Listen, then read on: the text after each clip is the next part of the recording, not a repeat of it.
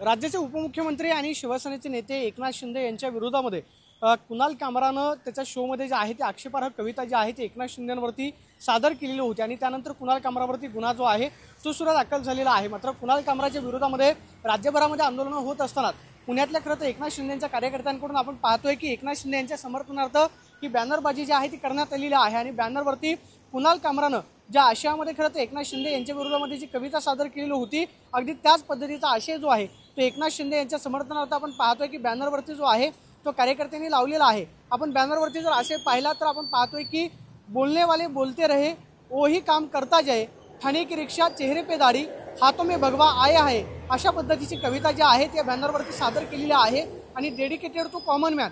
खरं तर एकनाथ शिंदे यांना कॉमन मॅन ज्यावेळेस ते तत्कालीन मुख्यमंत्री होते त्यावेळेस सीएम या खरं तर शब्दाची व्याख्या जी आहे ती त्यांनी कॉमन मॅन अशा पद्धतीने केलेली होती। अगदी त्याच पद्धतीचा आशय जो आहे तो या बॅनरवरती लिहिलेला आहे आणि कुणाल कामराच्या खरं तर कवितेनंतर आपण पाहतोय की एकनाथ शिंदे यांच्या समर्थनार्थ ही कविता जी आहे ती बॅनरवरती सादर केलेली आपल्याला पाहायला मिळते।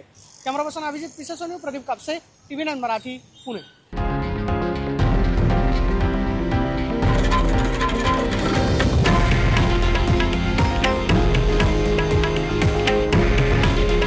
हे आहे देशातील नंबर 1 न्यूज नेटवर्क आणि आपण पाहत आहात TV9 मराठी। काळजी तुमची, हित महाराष्ट्राचं।